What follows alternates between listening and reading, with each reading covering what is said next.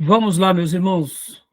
Vamos lá, continuando aqui nosso primeiro dia de aula de religiões comparadas 1 e 2, ou seitas e heresias. Esse é o segundo bloco. As nossas aulas estão sendo gravadas. Então, agora eu quero ler com os irmãos um artigo aqui do livro que o professor, inclusive, Ribeiro, sugeriu para nós, e eu gostaria de apreciar um pouco essas palavras, né? Olha só, é desse livro, o Livro das Religiões, do Gardner, Companhia das Letras, e olha só essa frase que maravilhosa, quero que a gente possa pensar um pouco a partir disso. Esse livro merece aqui a nossa apreciação, tá? Definindo a religião. Deixa eu aumentar a letra. Estão enxergando bem?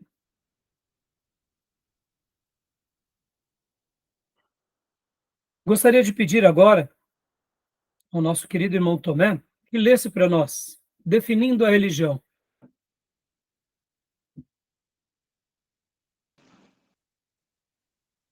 Muitas pessoas já tentaram definir religião, buscando uma fórmula que se adequasse a todos os tipos de crenças e atividades religiosas, uma espécie de mínimo denominador comum. Existe, naturalmente, até um risco nesta tentativa, já que ela parte do princípio de que as religiões podem ser comparadas.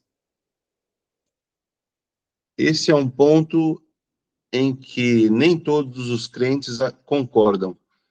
Eles podem dizer, por exemplo, que sua fé se distingue de todas as outras por ser única.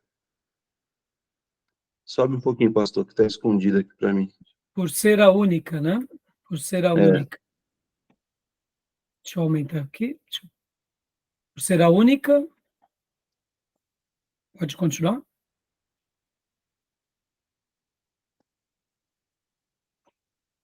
Deixa eu achar Pode aqui. continuar também. Aqui, ó, em cima. Eles podem dizer que...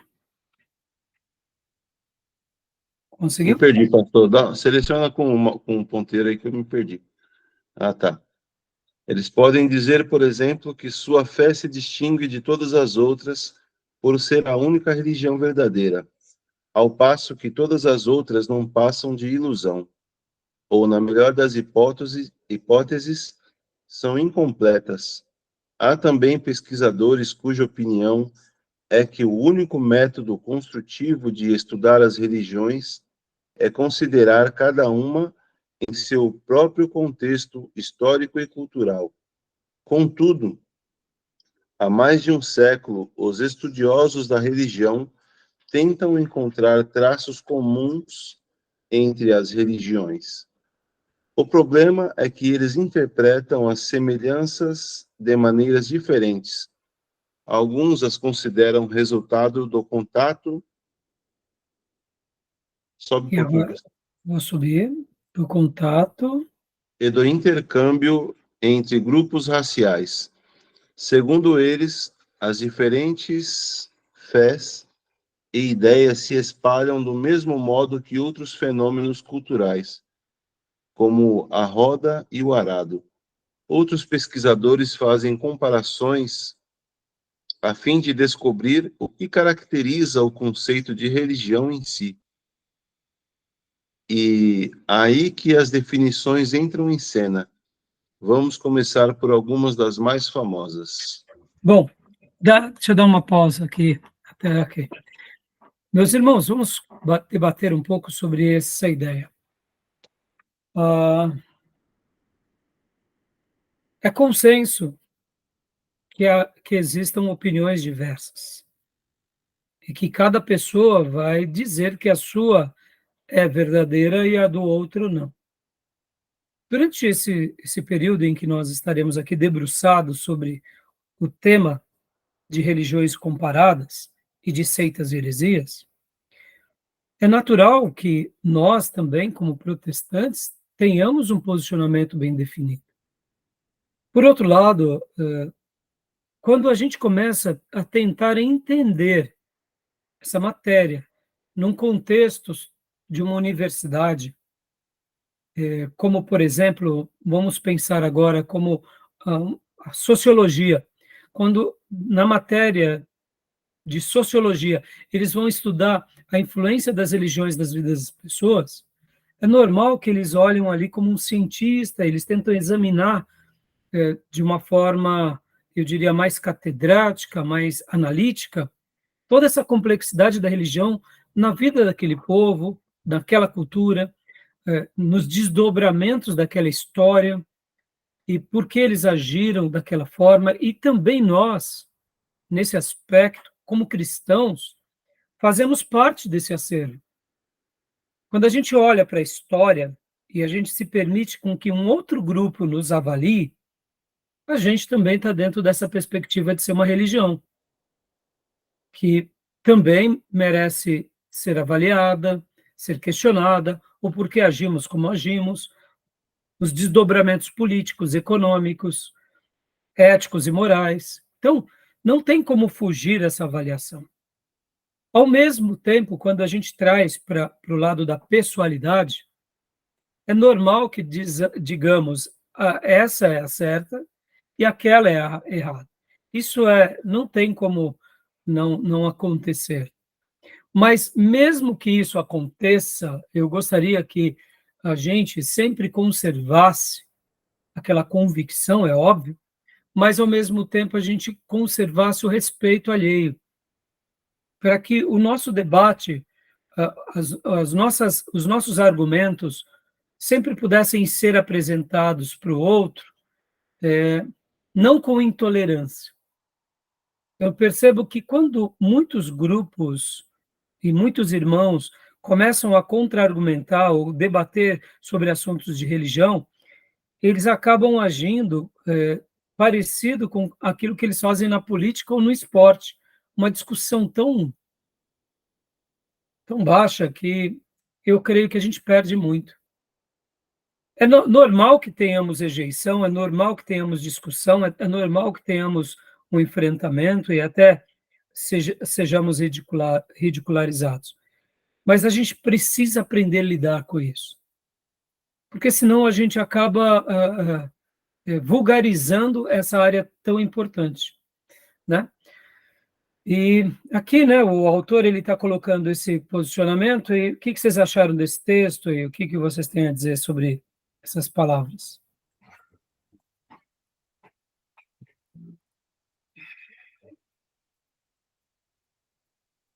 O que vocês também acham sobre essa questão de dizermos que temos uma religião verdadeira?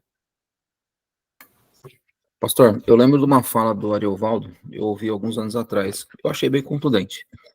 E ele dizia o seguinte: a menos que Deus queira brincar com os seres humanos, ele faria o que muitas das pessoas conseguem mencionar, né?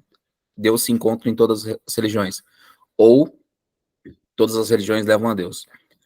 Aí ele diz o seguinte: a menos que Deus queira brincar com as pessoas, ele vai revelar um pouco para as religiões de matriz afro, ele vai se revelar um pouquinho no espiritismo, ele vai se revelar um pouquinho para os católicos, ele vai se revelar um pouquinho para os evangélicos, e ele se revela, né, de acordo com o bom humor dele. E é óbvio, né, quando a gente de fato pensa nessa fala dele, a gente fala, não faz sentido nenhum, primeiro essa frase, né, todas as religiões levam a Deus, porque cada um fala de uma forma e prega de uma forma. E aí a única forma talvez que eles têm unificar é a ideia do amor. Só que o amor baseado nessa vivência humana, que não tem nada a ver com sacrifício, né? É mais uma questão sentimental. Então, assim, partindo dessa ideia, óbvio, né? Agora vamos trazer sardinha para o nosso lado, mas assim, levando em consideração aquilo que a gente ouviu do próprio Cristo. E aí, de fato, tudo aquilo que ele arroga para si, e aí eu aproveito a fala até de um outro teólogo também, cujo nome eu não vou lembrar agora, a menos que ele seja doido, um louco varrido, que aponta para si o único e suficiente salvador das nossas vidas. Na verdade, ele vai falar duas coisas, né? A não ser que ele seja doido ou, de fato, se ele está falando a verdade. E eu creio que ele esteja falando a verdade, até porque aquilo que ele se expressa da forma que ele se expressa, só tem um apontamento para isso. Ou seja, ele é Deus. Muito bem colocado. Você vê que o pensamento do Ariovaldo é muito lúcido. A comparação dele e essa frase que também você acabou de dizer, Jesus se arrazoando, né, ser Deus e ser o único, seria uma questão de insanidade ou de fato de fé, né? Mas ele não era insano e também um baita mentiroso. E também nós sabemos que ele não é mentiroso. Eu Por acho isso interessante. que... Desculpa, pastor. Pode falar. Não, só complementando aqui, eventualmente estou lembrando das falas do próprio apóstolo João, no finalzinho do evangelho que leva o seu nome, ele diz que, diante dos discípulos, né, ele realizou milagres e prodígios, e eventualmente não escreveu todos aqueles, mas aqueles foram escritos para que creais que ele é o Filho de Deus e crendo tenham vida no seu nome. Então, ou seja, uma testemunha ocular daquilo que ele de fato viu, e não apenas ele, mas os demais discípulos. Eles foram testemunhas oculares de milagres e prodígios que ele operou. Exatamente. Agora, perceba, pastor Johnny, demais irmãos, demais alunos, né? Olha só que interessante. Jesus, ele não se vangloriava por ser Deus. Ele apontava aos outros que ele era Deus. Ele afirmava-se diante até mesmo de Pilatos e diante de Herodes e diante do Sinédrio, diante dos poderosos, que ele era rei, que ele era profeta e que o reino dele não era desse mundo. Então ele não baixa a cabeça dando aquela ideia de falsa modéstia. Ele se afirma, mas ao mesmo tempo a maneira em que ele articula a sua existência, a sua fé e a sua pregação é muito importante para que a gente, assim, possa também tentar, nas suas devidas proporções, aplicar. A gente vai ver também que os apóstolos, eles pregavam o evangelho, mas eles não eram intolerantes, eles não eram demagogos, eles não ficavam num pleito de uma discussão. Então, ao mesmo tempo, eles pregavam, e a gente vê em Paulo, que mesmo que os romanos, ou os gregos, ou as outras nações não compreendessem a mensagem dele, ele falava com liberalidade, crendo que, por meio das Escrituras, o Espírito Santo trabalharia naquelas vidas. E assim eles iam pregando o Evangelho, mas, sobretudo, além de levar a palavra de Deus, eles vivenciavam a palavra de Deus. E dessa forma o mundo foi sendo abalado. Claro que tivemos muitas oposições, mas assim é importante nesse primeiro dia aqui, irmãos, queria, né, quem sabe dar uma pitada de tolerância ao coração dos irmãos, porque tem hora que nós, como povo de Deus, detentores da verdade, temos um discurso, eu diria, muito intransigente. A gente faz apontamentos e denúncias como se nós fôssemos já quase que um ser angelical. E eu quero acreditar que tem hora que esse bom senso de saber falar a verdade com autoridade, mas saber conviver com as pessoas na adversidade e principalmente viver a verdade do Evangelho é o desafio que mais fará com que tenhamos êxito no testemunho para aqueles que vivem sobre outras religiões. Porque, como eu disse no meu primeiro bloco, né, lembrando, as nossas aulas são gravadas, há um poder muito grande no assunto sobre as religiões. E se nós não tivermos essa humildade de saber que há um embate espiritual e que nós venceremos somente com o poder de Deus, a gente vai para o outro embate, que é o embate carnal em nome da religião. Então, se a gente está aqui numa tarefa de proselitismo, então o embate, tudo bem, vamos para o embate, se o fulano não aceitou, joia. Mas a gente não está numa proposta de proselitismo, ou seja, a gente não está numa campanha de ganhar mais uns e se não ganhar, tudo bem. Não é isso. Nós queremos ganhar o maior número de pessoas, porque o que está em jogo não é apenas o nosso credo, é a nossa salvação e a salvação de todos. Claro que o nosso credo está em jogo, mas é lembrando que esse credo pelo qual cremos redundará na nossa salvação eterna e do outro. E se o outro não crer, aquela ideia dos TJs de que o inferno não existe, isso seria tão bom se fosse verdade, mas não, pelo contrário, existe, é real, e aquela alma pode ir para o inferno. Então, a gente tem que ter essa clareza de que as pessoas que estão presas por uma religião, há uma força muito grande que as seduz, que as envolve, que as cegam, há um lado emocional, há experiências religiosas, há embates, então tudo isso é muito significativo. Alguém mais quer comentar alguma coisa sobre o tema aqui, sobre definindo a religião, sobre esse artigo que a gente acabou de ler, ou algum outro assunto em cima disso? Eu não li bem, mas só para pontuar que o judaísmo não se considera o cristianismo uma seita, né? Que deriva do judaísmo. E também que Jesus também não construiu uma religião. Jesus não construiu uma religião. E a própria igreja primitiva, quando ela recebe a missão que Jesus, através do Pentecostes, do Espírito Santo, ela também não é, ela não cria, ela não é uma instituição, não é uma instituição. Tampouco ela formaliza o que nós temos hoje como toda formalidade institucional. Então, a igreja daquele tempo, ela recebe todo o ensino de Jesus e ela vai pregando, né, o Jesus como o Salvador, que transforma a vida, né?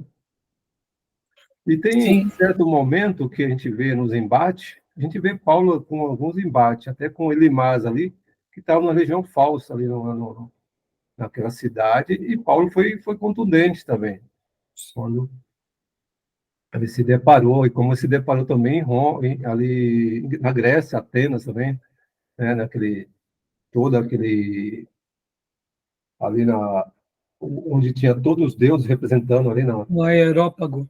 no Areópago. Então, mas a questão é que não é tomado como religião, né? Sim, e você vê, Júnior, diante disso, vocês vão lembrar agora aqui, lembra na nossa matéria de missões, principalmente quando nós lemos o livro do Don Richardson, Fator Melquisedeque, quando ele começa a falar sobre o fator Abraão, o fator Sodoma e Gomorra e o fator Melquisedeque. Uhum. E quando quem já fez essa matéria vai poder lembrar, quando nós traçamos aquela linha que Deus separa Abraão, e Abraão é o pai de muitas nações, mas nós também não podemos negar que, de uma forma ou de outra, Deus se revelou para outros povos, Deus preparou o coração desses outros povos. A gente vai ver isso na figura de Melquisedeque, a gente vai ver algo bem parecido também com os descendentes de Abraão, porque vocês têm que lembrar que a promessa estava sobre Isaac, mas de uma forma misteriosa, Deus se revela também para os filhos de Ismael, Deus se revela para os midianitas, e todos eles também têm, durante a sua formação e as suas gerações, uma percepção do Deus de Israel. Mas a promessa está sobre Abraão e sobre os patriarcas, que logo vem depois essa promessa sobre Israel, e depois da monarquia, Deus coloca o quê como centro da monarquia? O templo, para que as nações fossem buscar ao Deus de Israel, que era conhecido como o Senhor da guerra, ou o Senhor dos senhores, ou o Senhor dos exércitos. Percebam que, de uma forma ou de outra, Deus sempre foi buscando as outras nações e preparando caminhos e pontos de elo de contato, como Dom Richards fala, para que essas nações fossem preparadas para o Evangelho. Então, eu diria, irmãos, que ao estudarmos desse assunto, nós precisamos conservar as nossas convicções, como Abraão, mas, ao mesmo tempo, a gente tem que articular com as outras religiões e também lembrar que há pontos de contato naquelas religiões que, de uma forma ou de outra, Deus tentou já se revelar para eles. Mas, ao mesmo tempo, isso é tão sutil e essa linha é uma linha tão perigosa, esse divisor de águas, que é uma linha tão sutil, que se a gente começa a ter muito respeito no embate, o embate deve existir, e não a hostilidade. Porque podem ver, a gente tem hora que não sabe nem debater. Podem ver como hoje as pessoas estão intolerantes. Parece que quanto mais o mundo fica ignorante, pior ficam os debates. E até é até compreensível isso, porque se eu sou esclarecido, meu debate será mais inteligente. Eu saberei até onde eu posso ir e até onde eu não posso. Hoje as pessoas estão com um grau de ignorância tão grande, ignorância inclusive cognitiva, que elas não podem nem contra-argumentar, que ela já sai praticamente se agarrando, se vociferando. Não é um debate, é uma discussão.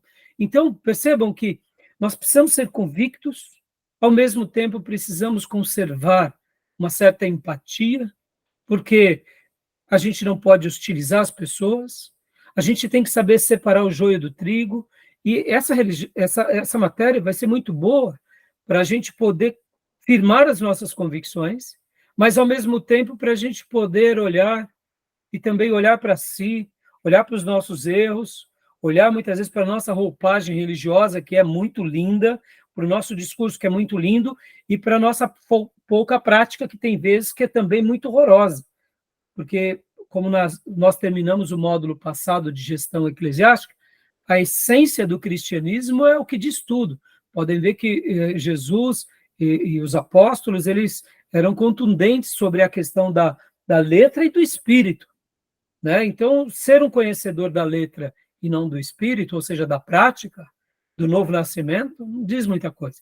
Então, só para a gente concluir agora aqui, né, esse texto tão bonito, quer falar mais alguma coisa, Júnior? Os sinais de convergência que você apontou aí entre fator Melquisedeque, etc. A questão da metafísica, né, espiritual. E não só isso, né, Júnior, mas, por exemplo, vamos pegar aqui o catolicismo. Deixa eu só dar a gente vai estudar. Nós não somos católicos apostólico-romanos, nós somos católicos, no sentido de Igreja Jesus Universal, nós somos cristãos, somos protestantes, é um cognome agora que nós assumimos por causa da reforma, Apostólico, né? Somos apostólicos. Por outro lado, existem pontos do catolicismo que nós compartilhamos, mas existem pontos que nós discordamos veementemente, e não podemos, porque temos pontos de união, deixar os outros de lado, dizendo assim, não, isso daqui faz pouca diferença. Não, faz toda a diferença. claro. Isso vale para que a gente possa, por isso que eu falei que a gente tem que ter essa convicção, mas, ao mesmo tempo, a gente tem que saber avaliar, a gente tem que saber ver os pontos de contato, a gente tem que falar com humildade, e porque eu falei há pouco sobre a nossa postura omissa, porque muitas vezes, irmãos, a gente é omisso em tanta coisa, aí a gente começa a ser complacente por causa da nossa omissão. Está errado também. Se a gente é omissão na prática, a gente tem que restaurar esse princípio e não baixar a guarda para a doutrina. Né? Então, vamos ler essas frases agora para a gente ir para o próximo material, irmãos, mas eu achei muito interessante essas frases. Ó. Pode ler para nós, Júnior, por gentileza. Tá. De Friedrich Schleiermacher, uma Sim. frase dele. A religião é um sentimento ou uma sensação de absoluta dependência. Friedrich Schleiermacher. Olha só, que frase interessante, irmãos. Concordam com isso? Uhum. Porque ela é algo que tem a sua teologia, é verdade, mas ela não para ali. Ela envolve sentimentos e uma sensação de absoluta dependência. Por isso que a gente tem que olhar com compaixão as outras religiões. Não tem como a gente olhar as outras religiões sem... Porque um dia estivemos... Quem realmente foi um religioso sabe disso. Eu, por exemplo, fui um católico praticante, e para mim isso daqui era bom. Isso daqui era muito real. Né? E aí, graças a Deus, hoje eu não sou mais, mas eu tenho compaixão daqueles que se entregam àquela causa, como eu me entregava, e alguns outros que se entregam até mais. Né? Interessante essa frase, né, irmãos? Querem comentar alguma coisa? Não, somente que essa definição aí está ligada com a questão que o homem é um ser religioso, né? Porque está dentro do sentimento dele. A questão até da crise existencial. Sim. Existencial. Tudo a ver com isso. Por isso que quando eu falei há pouco sobre a questão da sociologia, quando eu falei há pouco sobre que na história mundial as religiões elas vão e o fenômeno religioso ela vai acontecendo, e quando acontece eles têm as suas teologias, e por causa das suas teologias eles reconstroem a sua vida em todas as áreas, econômica, política, e dali nasce a sua cultura. Isso tudo está na história.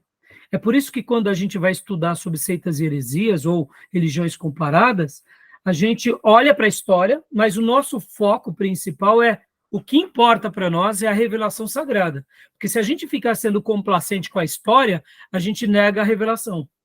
E é por isso que os pontos doutrinários, independente de quem fez aquela religião ou viveu, são muito mais importantes para nós do que qualquer outra coisa. E é por isso que, nessa matéria, nós cravamos uma estaca. Cremos na Bíblia Sagrada. Deixa eu até fazer mais um comentário importantíssimo, irmãos. Eu me lembro que quando o pastor Ed René Kivitz e o Ricardo Gondim, era no início dos anos 2000, eles foram fazer um mestrado no Metodista. E ali, no mestrado com o Metodista, que eles começaram a se enveredar para essas questões do teísmo aberto, de uma igreja mais inclusiva. Ali foi um gatilho. Se eles já tinham uma inclinação, ali foi um estopim. Eu lembro que houve uma mudança na chave. Aí você diz, mas pastor Raio, o que aconteceu?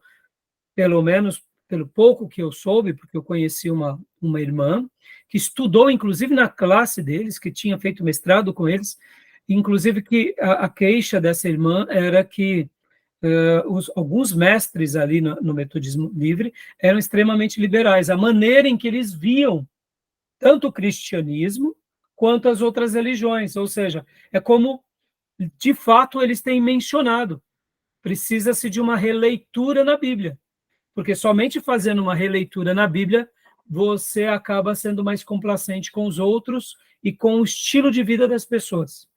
Por isso que a gente lamenta, irmãos, e por isso que eu falo que uma literatura, ou um professor, ou uma linha que se perdeu, se a gente não for firme, pessoas como eles, na minha opinião, estão fazendo um serviço enorme, inclusive sobre essa questão. Por isso que ao estudar religiões comparadas, eu afirmo, ou as pessoas vão contra a pessoa de Deus, ou principalmente contra a palavra de Deus. Não tem como. Essa matéria é uma matéria que ou nós firmamos o nosso coração nas Escrituras, ou de fato nós dizemos as Escrituras não é a total revelação de Deus. Então é uma pena, né? Aí as escolhas. Segunda frase, Júnior, leia para nós. Legião significa a relação entre o homem e o poder sobre-humano, né, no qual ele acredita ou do qual se sente dependente. Essa relação se expressa em emoções especiais: confiança, medo, conceito, crença e ações, culto e ética. CPTL, né? 1830 a 902. Eu achei muito interessante essa frase também, né? Olha só, é uma relação entre o ser humano e o sobre-humano, que cria dependência. Irmão, estudar sobre religiões comparadas é mexer num caroço de angu muito significativo. Por isso que a gente tem que ser muito piedoso e muito crente. Sobre-humano aí coloca o divino, né? Oi?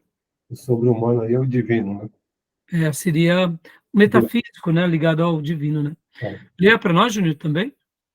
A religião é a convicção de que existem poderes transcendentes, pessoais ou impessoais, que atuam no mundo e se expressa por insight, pensamento, sentimento, intenção e ação. Helmut von Glassenap. Olha só, irmãos, poderes transcendentes. Agora, deixa eu falar uma frase aqui que eu aprendi com o professor, pastor Maurício, ele nunca mais me esqueci. Estávamos lá no STBnet, num culto, em que ele falava essa frase: irmãos, existem apenas 2 poderes que regem o mundo durante todo os tempos. Ou é o poder divino, ou é o poder das trevas. Não existe um poder no meio termo. Então, essa frase de Helmut me faz lembrar isso. Ou é o poder divino atuando nos homens, ou é o poder das trevas atuando nos homens. Por meio da religião, ou por meio das outras forças. Porque não há uma autoridade, uma terceira autoridade. Ou ela vem de Deus, ou ela vem do arqui-inimigo. Isso é muito interessante, irmãos. Eu, particularmente, creio nisso, né? E podem ver que as religiões, aqueles que são seus seguidores, também têm contatos sobrenaturais. Nós não podemos desprezar que há acontecimentos sobrenaturais em algumas religiões.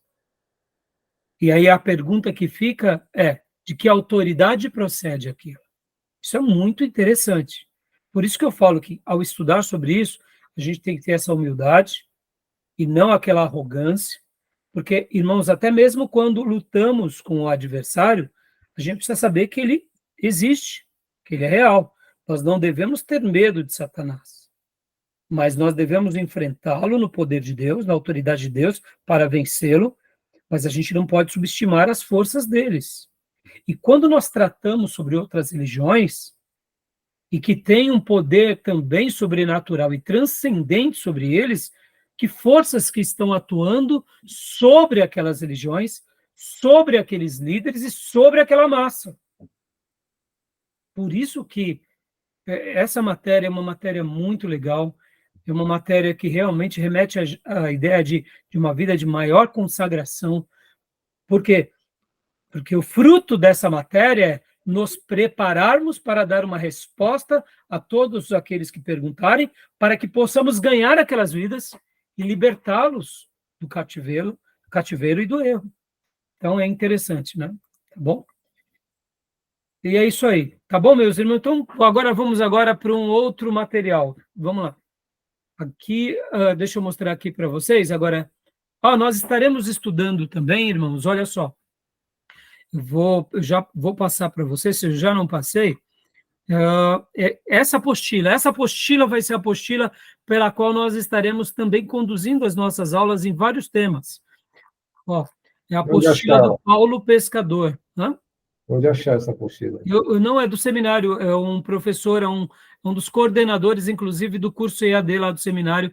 Ele me passou essa apostila alguns anos atrás, 2008, para a gente dar. Porque essa matéria, quem dava essa matéria no nosso seminário era a professora Aparecida. Então, na época, eu pedi para o Paulo Pescador, né? Nós chamamos ele de Pescador, inclusive ele trabalhou comigo lá na BMF. Ele foi meu companheiro de profissão, se assim posso dizer. E o Paulo, ele se formou no curso bacharel, se tornou professor lá e hoje ele é um dos diretores do seminário. E ele dá essa matéria, então ele criou um material, né, de religiões comparadas, e esse material ele vai trazer vários pontos aqui que a gente vai trabalhar em aula, e se eu não passei, eu já passo ainda hoje para vocês. E a gente vai estar usando muitos dos assuntos dessa apostila, a gente vai estar usando aqui nas aulas, tá bom? Então, só que eu exatamente agora, só queria mostrar para vocês, tá vendo? Então, precisaram uma dessa aí. Hã? Precisaram uma dessa aí. Não, todos vocês vão receber, tá bom? Ele tinha me liberado, né? Hoje, inclusive, eu tentei falar novamente com ele, se houve alguma alteração, de repente ele já tem uma nova edição desse material, quem sabe ele pode até ter feito o livro. Se ele fez o livro, nós podemos até comprar o livro também, tá bom, meus irmãos? Mas todo o material é dele, e a bibliografia dessa apostila aqui é brilhante. Deixa eu só mostrar para vocês rapidamente. É um material muito bom. Está bem atualizado? Oi? Tem muitas, né? É um universo muito grande de sectas e heresias. Sim, sim. Olha, inclusive, meus irmãos, eu vou incluir aqui a apostila do professor Pescador, eu vou deixar como um terceiro livro de alternativa para os trabalhos extras, tá? Acho que eu vou ela é muito boa, ela tem 167 páginas, tá? Vou por Então, eu ela vou e... usar muito em aula, se quem quiser pode ficar com esse material também. Tá bom, Bom, deixa eu só mostrar aqui a bibliografia, olha só. A bibliografia está brilhante do professor pescador. legal. Olha Vou aqui, por ela. né? Então, olha só a bibliografia, irmãos. Muito legal. Tá vendo? Muitos materiais, bem atualizado, vários artigos, ó. Tá bom? Ó, referências bibliográficas. Excelente, né? Muito legal. Tá bom? Então, agora Faculdade deixa eu... Bethesda ali, né? Como? Faculdade Bethesda. Faculdade Bethesda? Onde? É na bibliografia que ele coloca. Ah, não, desculpa, não tem nada a ver com a igreja que é pastoreada pelo Gondim, não, né? Pode até ter... Você sabe que o Gondim, ele tinha um curso teológico na igreja dele. Ah, tá. Tinha, inclusive, eu acho que ainda tem.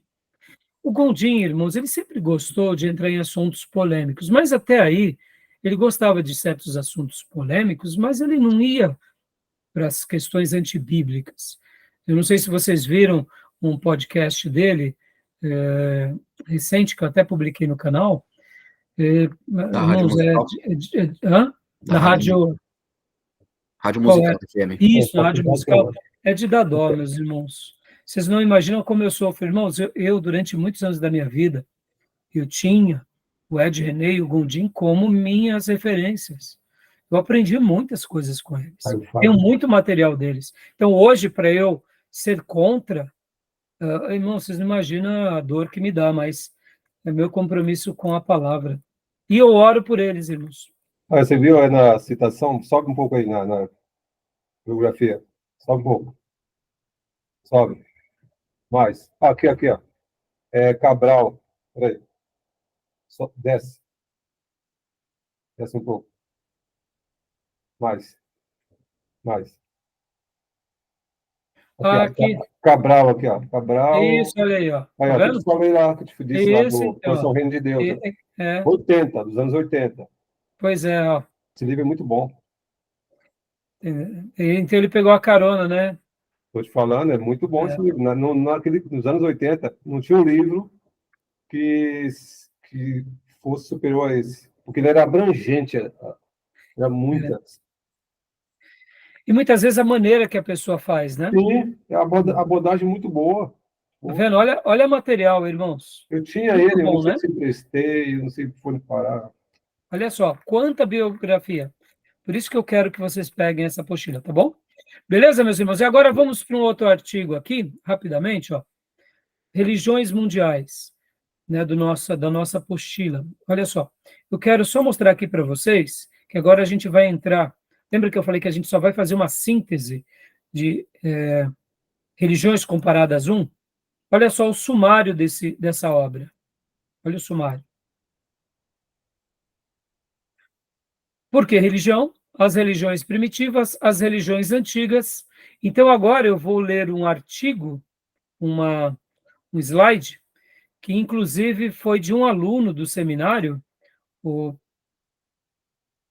Vitor Bellomi. Eu fui professor do Vitor, ele era um excelente aluno, e ele se tornou professor do seminário, e material que a gente vai ler agora são slides, inclusive, da pena do Vitor, tá bom?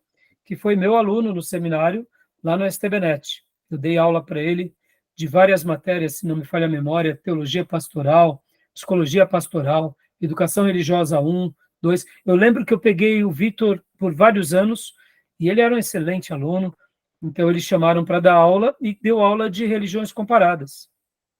Então, agora eu vou passar para vocês o slide do Vitor, tá bom? Vamos lá para o slide. Então, a gente vai estar fazendo uma síntese agora do quê? Vamos estar fazendo uma síntese desses 3 capítulos. Então, irmãos, aqui é um assunto muito interessante. Podem ver que esse livro, Religiões Mundiais, ele trabalha sobre temas muito importantes. Ó, pode ver, ó. Budismo, hinduísmo, religiões da China, religiões do Japão, zoroastrismo, judaísmo, cristianismo, maometismo, né? Shintoísmo, Zoroastrismo, vem lá da Pérsia. Da Pérsia, exatamente, Júnior. Os persas, né? Olha, é um assunto muito interessante, viu? Esse material, Na realidade, na época, a Joep, irmãos, eles tinham a coleção para entender. Deixa eu mostrar aqui para vocês, inclusive. Olha, assim, não sei se vocês vão conseguir enxergar. Olha, Deixa eu sobe mais ver um aqui. pouco. Ó, aí. Deixa eu só para a apresentação.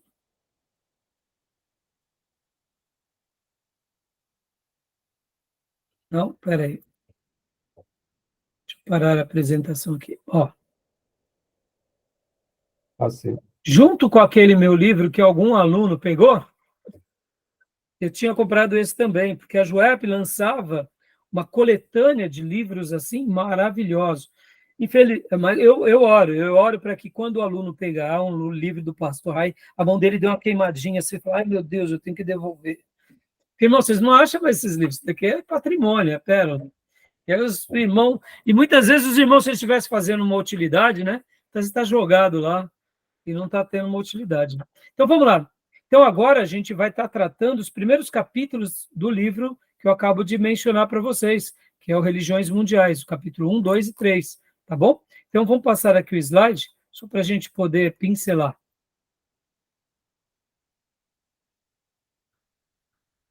Compartilhar com vocês. Alguma pergunta, meus irmãos? Alguma dúvida? O pastor, a respeito das religiões, Hum, tá me ouvindo, pastor? Tô perfeito. Pode falar. A respeito das religiões, né? A consciência que a gente tem da religião verdadeira que a gente tem no nosso coração, por conta da fé, nos traz um desafio muito grande nos dias de hoje, principalmente nos dias que a gente vive, né? Por conta que tem, né? Eles têm uma concepção assim totalmente errada. Eles, eu digo assim, o sistema assim, né? De respeito. Qualquer coisa que você fala, você aflige alguém. Então é como o senhor falou, é uma linha muito tênue, né? Muito fina, que a gente tem que saber até onde ir. E é um desafio muito grande nos dias de hoje a gente falar do nosso Deus e mostrar a religião verdadeira que a gente vive. É um desafio muito grande nos dias de hoje, tem que ser sábio, viver no espírito mesmo para poder evangelizar e levar o Deus verdadeiro, mostrar Deus verdadeiro dessas pessoas que estão enfiadas nessas heresias, né, nessas religiões. Sim, Gil. Sabe, Gil, é fácil quando nós, né, literalmente tratamos assim, né, com um certo, vamos dizer assim a palavra correta, né, Gil? Um certo desamor. Porque sem que a gente perceba, né, a gente acaba, se a gente não tomar cuidado, literalmente, a gente, por complacência, a gente acaba baixando a guarda. E baixar a guarda não resolve. Tá? Um desafio muito grande. É um desafio muito grande, exatamente. Não, a palavra é essa. É uma linha muito tênue entre a verdade e a mentira, entre ser sal, né, e não ser. É muito complicado. Por isso que, quando eu falei há pouco, né, sobre nós não termos compaixão, mas não perder a convicção. Saber argumentar, saber questionar, mas continuar respeitando e amando. Porque, olha só que interessante, Gil. Tem horas que uma igreja, um povo como nós, protestantes, vivemos um período de apatia, que nem estudamos história do avivamento, ou seja, o povo de Deus se perde com ele próprio. E por que a gente acaba tendo mais compaixão de crentes desviados ou mundanos, e a gente não tem compaixão de católicos, de espíritas, de muçulmanos, de satanistas? É porque, de fato, esses cristãos apáticos, eles estão no nosso quintal, no nosso gueto. E aí a gente é mais complacente. Então, perceba que, como a gente, sem querer ser, a gente acaba fazendo, muitas vezes, também o quê? Aquilo que Jesus condena, que é a acepção de pessoas. Qual é a diferença de um cristão morno, um cristão nominal e um adepto de outra religião? Nenhuma. Pelo contrário, é uma pessoa que está tão escrava do pecado e das trevas quanto os outros. Só que esse está no nosso quintal, né? Ele nos pertence, faz parte do nosso grupo, do nosso gueto. Então, realmente um momento de muito embate, e aqui também, essa pauta e essa matéria, ela também serve para nós percebermos o quanto nós, até mesmo como igreja, mesmo que a gente viva um avivamento, a gente deve continuar sendo cristãos militantes e atentos e diligentes, para que a gente não se perca, inclusive, com a nossa religião. Então, isso aí, Gil, uma linha muito tênue, né? Bom, estão vendo aí, meus irmãos, definições gerais de religiões primitivas? Estão vendo? Sim. Joia. Então, vamos lá. Leia para nós, Gil, por gentileza, Gil. Definições gerais e religiões primitivas e antigas. Apareceu a agenda? Não. Não somente essa capa mesmo. Ué, por que não está mudando?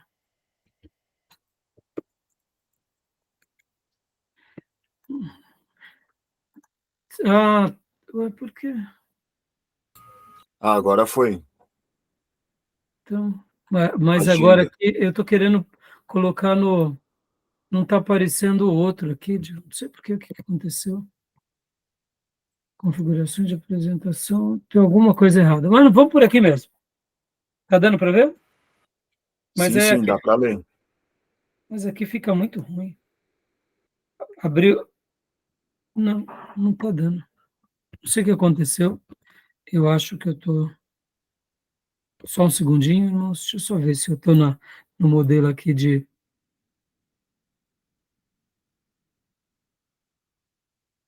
Mas tá tranquilo, viu, pastor? Dá para ver. Dá para ler? Então vamos por aqui mesmo, para não perder tempo. Está nesse que é o slide, né? Normal, né? Não queria esse. Geralmente eu ponho no outro e dá para. Foi? A tela inteira? Voltou para a capa, pastor. Hã? Voltou para a capa. E agora? Mesma coisa. Definições gerais. Vamos lá. Vamos ter que continuar aqui, não sei o que aconteceu. Vamos lá, agenda, né? Definições gerais. Dá para ler, Gil? Sim, sim, dá. Por favor. Definições gerais de religião. Porquê do estudo histórico. Religiões primitivas. Religiões antigas. Relação de ambas com as religiões mundiais atuais. Joia. Então vamos estar mudando por aqui mesmo. Pode continuar para nós, Gil, por gentileza? Do latim religio, que significa atar. Romanos. Deve o homem encultuar os deuses. Citada somente uma vez na Bíblia, em Tiago 1, 26 ao 27, expande o dever com o próximo. Deixa eu só dar uma pausa aqui, por gentileza. Sim, sim. Essa palavra religião, que vem do latim, que tem a ver com atar ou religar, ou religare, dá essa ideia de unir entre Deus e os homens, ela vem do latim, né? E só tem uma única vez nas Escrituras que está lá em Tiago 1, 26, 27. Vocês lembram desse texto? Vamos ler? Quem quiser, pode abrir para nós e ler para nós, Tiago 1, 26, 27, que tem a ver com uma atitude para com o próximo. É uma religião na prática, né? Sim. Assistencial.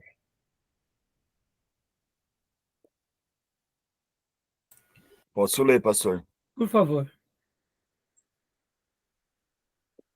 Se alguém supõe ser religioso, deixando de refrear a língua, antes enganando o próprio coração, a sua religião é vã. A religião pura e sem mácula para com o nosso Deus e Pai é esta: visitar os órfãos e as viúvas nas suas tribulações e a si mesmo guardar-se de si, guardar-se de incontaminado do mundo.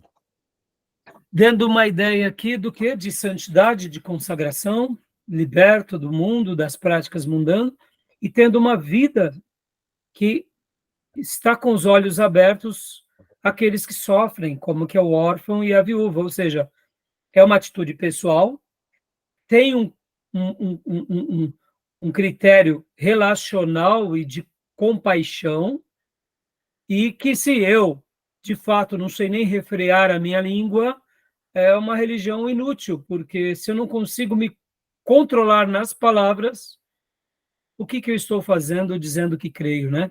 Então, mas o assunto religião, pode ver que é muito interessante que a Bíblia tenha só um texto que trate do assunto religião, sendo um livro de religião, não é? Já pararam para pensar sobre isso? Bem pouco, né? Aliás, quase nada, né? E no Velho Testamento, há algum texto também que fala sobre religião, assim, na mesma ênfase como o Tiago? Não, então, o que vai ter são as ênfases sociais, com o estrangeiro, com a viúva, com o órfão, a atitude solidária. É a As palavra, né? ênfases vão ser, vão ser de outra forma, uma outra construção. Uhum. Aquelas construções de temer a Deus, de crer em Deus, o único Senhor, que não há outro. Mas, assim, o que me chama a atenção, Júnior, e o que eu queria destacar, é que o próprio Deus não fica se arrazoando nessas questões religiosas, se autoafirmando no sentido de, olha, vocês, meus servos, são o único, a religião verdadeira, sabe? A impressão que me vem à mente e ao coração é que Deus, mesmo que ele saiba que ele escolhe um povo para um propósito sacerdotal, ele quer que esse povo se mantenha no seu caminho por toda a vida como uma essência, um estilo de vida, muito mais do que um credo religioso propriamente dito, confessado e falado. Porque nós sabemos que na nossa vaidade e na nossa soberba, até mesmo a religião verdadeira vira um trunfo. E o próprio Jesus, ele não ficou vivendo esse trunfo diante dos seus próprios compatriotas desviados, endiabrados judeus, né? Interessante, né? É para a gente pensar um pouco. Ou seja, estamos no caminho, mas não podemos nos vangloriar do caminho. Que se estamos nele, foi pela graça.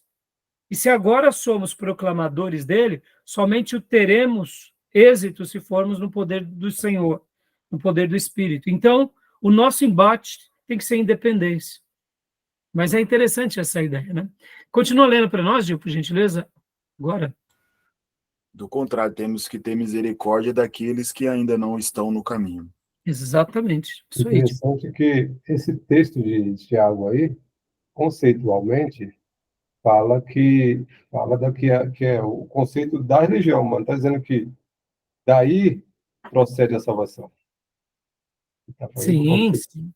É muito bom, muito, uma citação muito linda. Aí também dá uma ideia, né, Júnior, de que o verdadeiro salvo dará esses frutos de um religioso, Sim, mas não é o caminho do religioso que te leva à salvação. verdade. Show, muito bem colocado a sua ideia conceitual. Brilhante, Júnior, parabéns. Aquele ponto que você tinha perdido lá do Macedo ganhou de volta. Vamos lá, tio, lê para nós. É possível definir a metodologia para fazer um quadro comparativo de todas as religiões? Ele está fazendo uma pergunta, né? É possível? É possível, porque o autor lá do livro que nós tínhamos mencionado há pouco, que a gente está fazendo agora o resumo, né, Religiões Mundiais, é possível a gente ter uma metodologia? Porque agora, irmãos, eu gostaria de que você tentasse, por algum tempo, né, olhar por esse prisma. Nós estamos estudando. Tem como fazer um quadro comparativo de todas as religiões, ou pelo menos da maioria? Sim. Sim. E aí ele vem e cita 11 religiões mundiais, né? Então vamos lá, continuando aqui. E aqui vem uma coisa interessante sobre essa questão, né? Que é aquela divisão clássica da história, né? Júnior, leia para nós, por gentileza. A pré-história, surgimento do homem, 4.000 anos antes de Cristo, surgimento da escrita.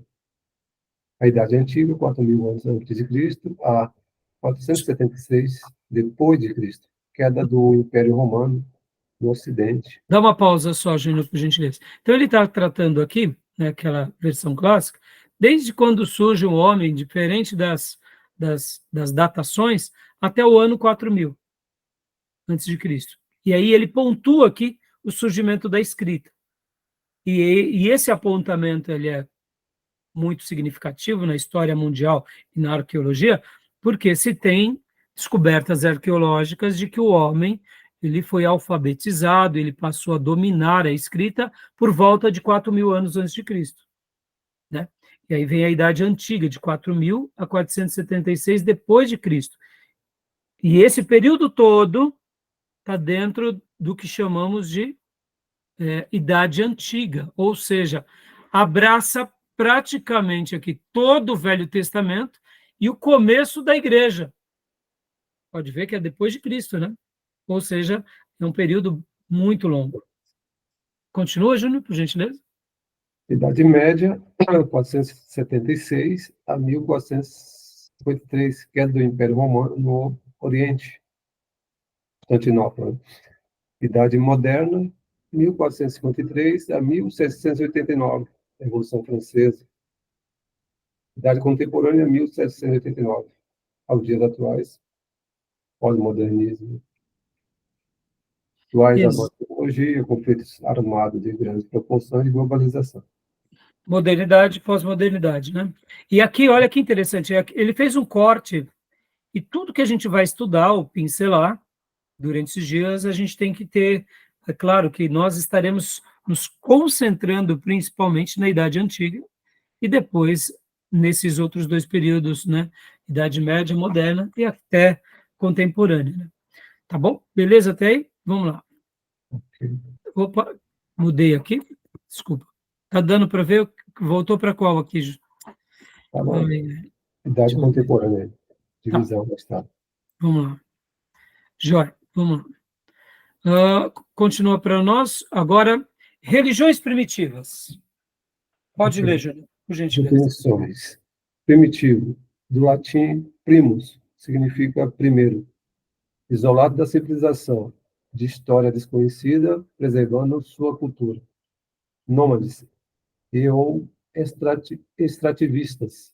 Joia. Agora, olha só, olha que interessante, irmãos. Quando a gente pega aquele livro, Religiões Mundiais, vocês vão ver que ele vai começar a abordar um pouco sobre essa questão das religiões primitivas, e havia uma característica muito grande nas religiões primitivas, como ele menciona aqui. Deixa eu abrir o livro para vocês.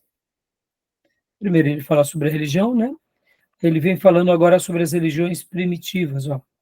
Deixa eu compartilhar aqui com vocês. Também, eu sei que a letra está ruim, mas dá para a gente ler alguma coisa, né? Ó, eu ampliei aqui para vocês.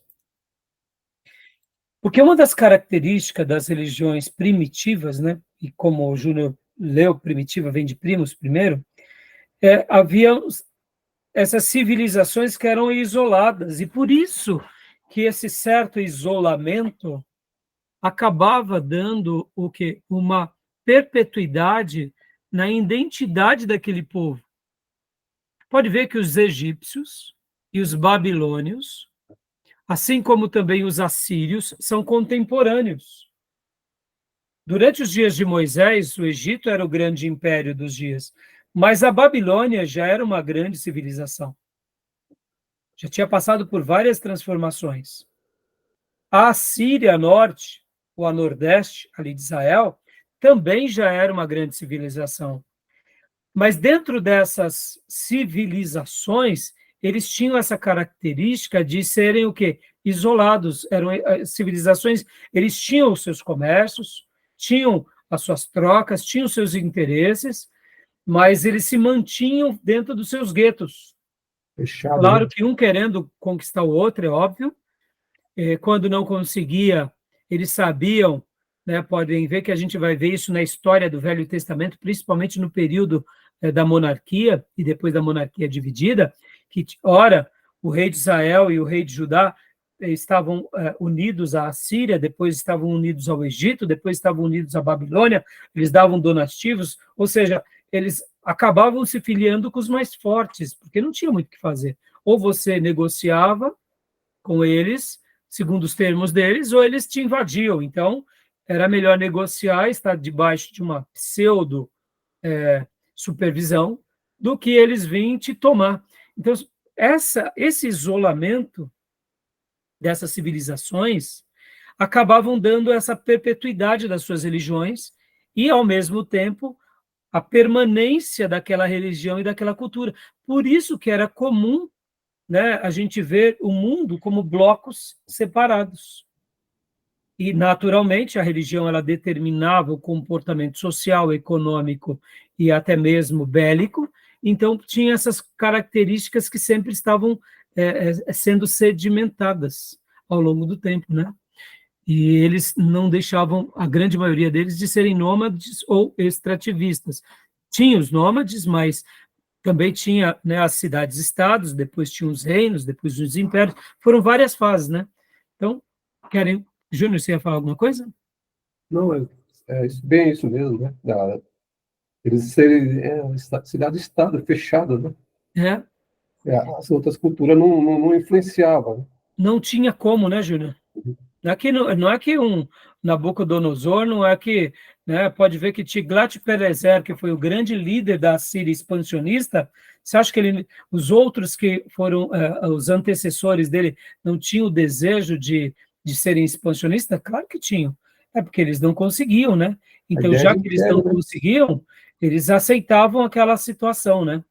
Mas é interessante essa questão, né? A ideia imperialista, ela ainda existe até hoje, né? A gente vê que isso os Estados Unidos fez e faz muito bem. Imperialismo de você trazer para para uma outra cultura, para um outro povo, impor a sua cultura, impor Sim. a sua forma de pensar, de agir, influências, enfim, tudo isso. E acontecia a Grécia fazer isso muito bem, né? Sim, sim. Abriu aí para vocês religiões primitivas? Abriu sim, pastor. Então, Sim. leia para nós agora, pastor Johnny, por gentileza, essa parte do livro. Vai. Olha que interessante. As religiões primitivas. Grandes centros urbanos, como São Paulo, Rio de Janeiro e Belo Horizonte, caracterizavam as cidades industriais. Tais metrópoles, com milhões de habitantes, são comuns somente no século XX. Essas grandes cidades ainda não existiam na antiguidade, mas havia cidades. Eram menores do que os maiores centros urbanos de hoje, porém as antigas cidades, como as atuais, aglutinavam pessoas com funções especializadas. Os moradores eram... Vamos aqui, deixa eu mudar. Uhum. Só um segundo. Que agora eu vou ter uma tarefinha, porque senão fica muito pequeno para vocês.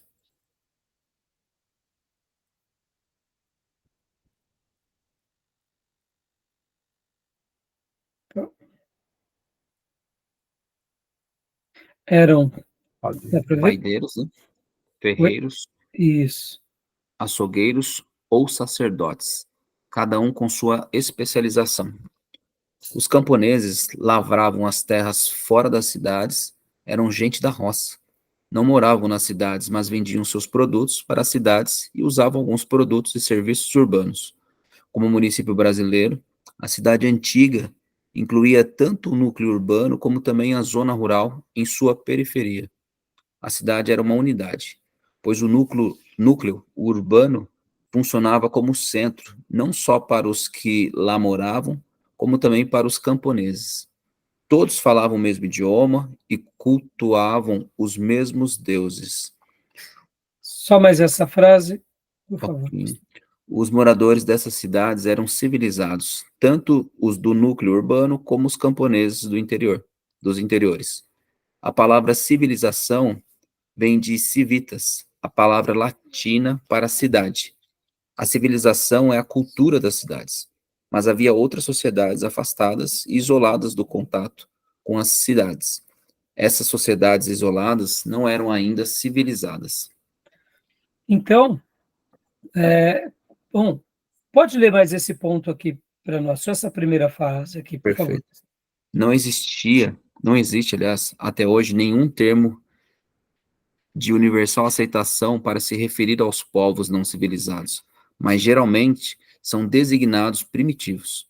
Esta palavra vem do latim primus, indicando primeiro. Os povos primitivos são os povos de origem, como a igreja primitiva é a igreja de origem. E aqui, logo na sequência, ele vai mostrar que é o Egito, Mesopotâmia, Grécia, Roma, e que tinham, como nós já mencionamos, essa questão também das suas religiões, que faziam parte de todo o seu plano de fundo. Né? Bom, deu a hora, né, meus irmãos? Deu a hora, então vamos dar uma pausa agora. Opa, deixa eu ver aqui, só se eu conseguir compartilhar. Compartilhou aí para vocês a agenda? Oh, agora eu consegui. Agora, para mim, aqui está diferente. Então, joia. Então, tudo bem até aí, meus irmãos? Religiões primitivas? Ok. Aqui, né? Paramos aqui, né? Isso. Leia só para mim, mais essa parte aqui, pastor Johnny. Características sociais. Características sociais. Isolamento, controle grupal, não individualismo, pré-literária, transmissão oral, pré-ciência, tradição, que no caso é costume. Era uma característica daqueles grupos sociais. E olha que interessante, irmãos. Controle é sempre por grupo. Podem ver que um dos nossos problemas modernos e pós-modernos é o culto à personalidade ou o excesso de individualismo. Podem ver que isso também tem sido um problema imenso no Ocidente, né? Isso tem muito a ver também com os centros urbanos, né? Sim. As grandes metrópoles. As grandes metrópoles. Mas, Júnior, olha, mas mesmo que no passado, né, com as civilizações primitivas, a Grécia, ela tinha todo o seu desenvolvimento no que se diz respeito à questão do debate, da transmissão de conhecimento, da cultura, etc. e tal, mas eles ainda, mesmo que eles tivessem voz individual, eles se reuniam nas praças para debaterem os seus pontos, e você percebe que há uma característica individual, tanto na Grécia quanto na Roma, mas o que importa é o coletivo, né?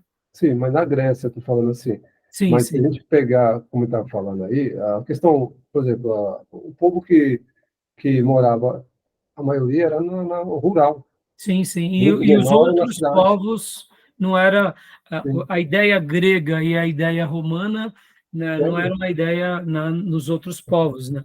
Sim. Sim, sim. E, pré-literária, porque a transmissão da maioria dos ensinos era oral, e pré-ciência, porque nem todo mundo podia, era só só aristocracia daqueles dias que podia ter um conhecimento mais técnico, né, sobre a questão histórica, arqueológica, questões de medicina, né, eram poucos cientistas, né, daqueles dias. Quem conhecia as leis, né, vamos dizer assim, dos astros, da astronomia, então, e toda a tradição era pelos costumes, o que se faz. Então, joia, vamos parar aqui, características religiosas, tá bom? Beleza, meus irmãos? Beleza. Tranquilo? Vamos dar uma pausa para a gente ir para o último bloco, que já deu a hora. Já até passou, né? Eu acho que sim. Tá bom, vamos lá. Deixa eu parar aqui.